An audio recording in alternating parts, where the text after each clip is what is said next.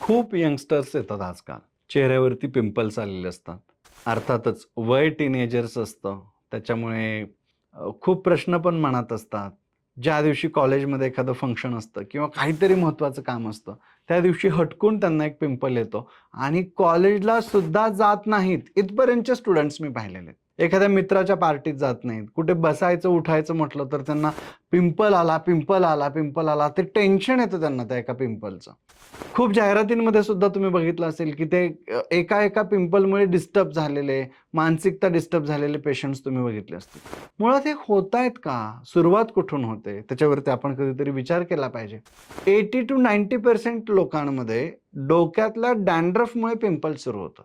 ते सुरू होतात कपाळापासून. म्हणजे डोक्यामध्ये जर डॅन्ड्रफ असेल, तर कपाळावरती तो हळू डॅन्ड्रफ उतरतो आणि कपाळावरती बारीक-बारीक, छोट्या-छोट्या पिटिका यायला सुरुवात होतात. बऱ्याचदा मी नेहमी सांगत असतो, आयुर्वेदामध्ये वातज, पित्तज आणि कफज असे जरी त्याचे प्रकार केले, तरी कपाळावरती येणाऱ्या छोट्या-छोट्या पिटिका या वाताच्या असतात. त्या छोट्या-छोट्या असतात, पटकन येतात, पटकन जातात. एवढंच काय, पण त्या जर नखाने वगैरे तुम्ही काढल्या, तर तिथे थोडासा काळपट रंग तयार होत असतो, कारण त्या वाताच्या असतात. पित्तामुळे येणाऱ्या पिटिका या टिपिकल इथं चेहऱ्यावरती, गालांवरती येतात. जागरण झालं की नक्की येतात. पाळी येणार असेल तरी नक्की येतात. एखादं फंक्शन असेल तर हमखास येतात. एवढंच काय, या पिटिका पटकन पिकतात. पित्ताच्या आहेत. शीघ्रको पहा त्याच्यामध्ये लक्षणच दिलेलं आहे. पटकन येणं आणि पटकन पिकणं हे पित्ताचं टिपिकल लक्षण असतं. ते लक्षण त्यांच्यामध्ये दिसतं. आरक्त वर्णता म्हणजे लालसर व्हायला लागतात. पूय निर्मिती पिकतात सुद्धा लवकर आणि कधी-कधी त्याच्यातून रक्त आणि पू दोन्ही एकत्र यायला सुरुवात होतं.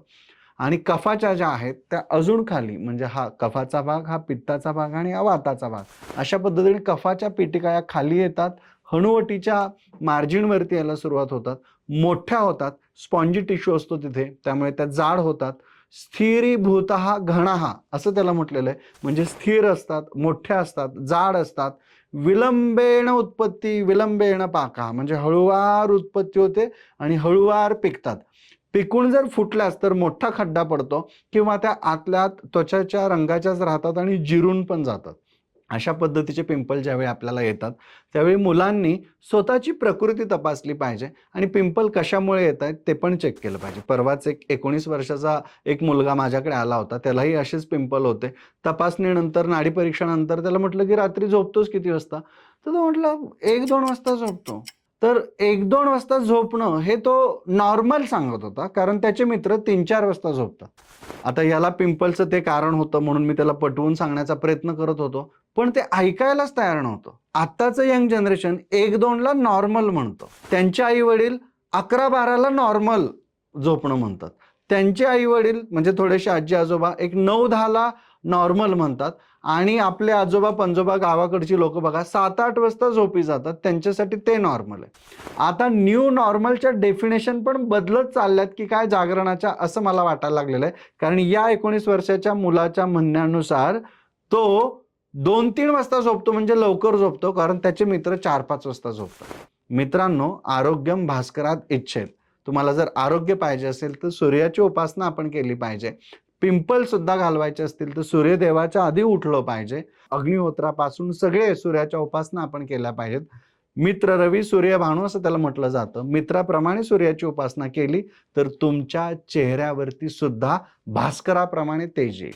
आणि म्हणून आयुर्वेदिक ग्रंथातली औषधं सुद्धा किती सुंदर असतात बघा. म्हणजे कपालभाती केली तरी सुद्धा तुमचं कपाळ तेजाने चमकणार आहे. भास्कराचे औषधं वेगवेगळ्या पद्धतीने चंद्रकांती, सूर्यकांती सगळे लेप बघा, वेगवेगळ्या क्रीम बघा, ज्या चेहऱ्यावरती जातात, पिंपल्स घालवतात, त्याला सगळ्यांना सूर्याची नावं दिली गेलेली आहेत. हे काहीतरी असेल ना. आपल्याला सूर्याप्रमाणे तेजस्वी, चमकणारं असं व्हायचं असेल, तर आपण त्याची पूजा तर नुकती करून चालणार नाहीये ताटवाटीमध्ये घेऊन. त्याला मित्र बनवलं पाहिजे आणि त्याची दिनचर्या रिदम ऑफ सन आपण फॉलो केला पाहिजे. आपलं क्लॉक हे सन क्लॉक बरोबर ॲडजस्ट करून घेतलं पाहिजे. मग आपल्याला उत्तम आरोग्य मिळणार आहे. आपले पिंपल सुद्धा जाणार आहेत. एवढंच नव्हे, साधे-साधे उपचार म्हणजे जास्त उन्हात काम करत असाल तर सनस्क्रीन वापरा आणि ती लावून तुम्ही बाहेर पडलं पाहिजे. किंवा पूर्वीच्या काळी बघा तूप लावलं जायचं किंवा शतधौत घृत हे चेहऱ्याला लावलं जायचं. शतधौत घृत सुद्धा one of the best sunscreen आहे तुमच्या त्वचेसाठी. आपण कैलास जीवनसारखी औषधं ऐकली असतील, की जी मल्टीपर्पज विको टर्मरिक क्रीम सारखी तुम्ही क्रीम ऐकल्या असतील, ज्या हळदीपासून तयार होतात. आयुर्वेदात सांगितलेली हळद असू देत, तूप असू देत, ही खरी त्वचेची औषध आहेत. पूर्वीच्या काळी पी हळद हो गोरी असं पण म्हटलं जायचं. एवढंच नव्हे, तूप खाल्ल्याशिवाय रूप येणार नाही असंही म्हटलं जायचं. मग आपलं रूप जर कुरूप झालं असेल, चेहऱ्यावरती मुरूम म्हणजे पिटिका आल्या असतील, पिंपल्स आल्या असतील, तर आपण हळद आणि तूप याचं सेवन इंटरनली आणि एक्सटर्नली विसरलं नाही पाहिजे. ते घ्यायला सुद्धा लवकर सुरुवात केली पाहिजे. चेहरा सकाळ, दुपार, संध्याकाळ स्वच्छ पाण्याने धुतला गेला पाहिजे. आपल्या चेहऱ्यावरती जर धूर साठत असेल, डॅन्ड्रफ पडत असेल, तर त्याचं सुद्धा योग्य क्लिनिंग आपण केलं पाहिजे.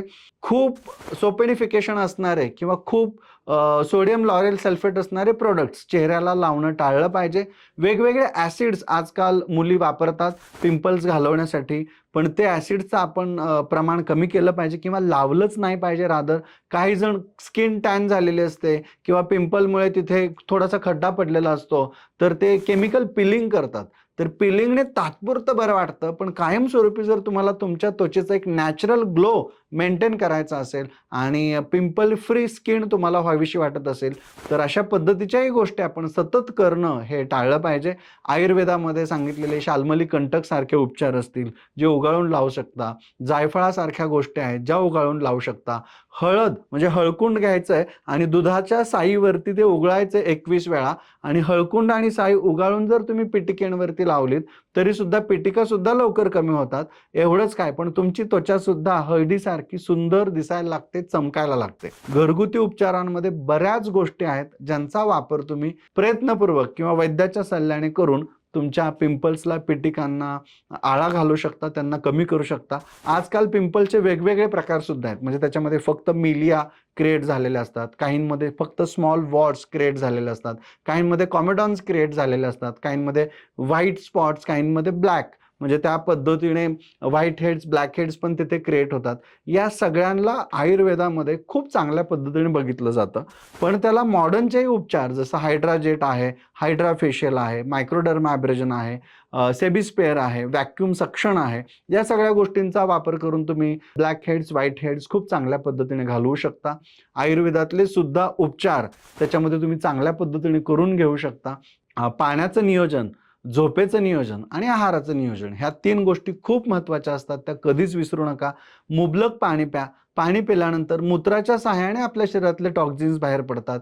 स्टूलच्या सहाय्याने टॉक्झिन्स बाहेर पडतात. त्यामुळे ते स्किनच्या सहाय्याने बाहेर पडण्याची गरज लागत नाही आणि त्वचा आपली नितळ आणि सुंदर बनायला सुरुवात होते. योग्य प्रमाणात पाणी मी म्हणतोय, भरपूर पाणी प्या असं मी बिलकुल म्हटलेलं नाहीये.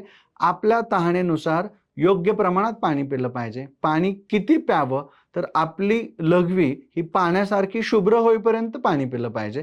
तिला पिवळसर रंग येत असेल तर समजायचं की आपल्या शरीरामध्ये पाण्याचं प्रमाण कमी पडतंय.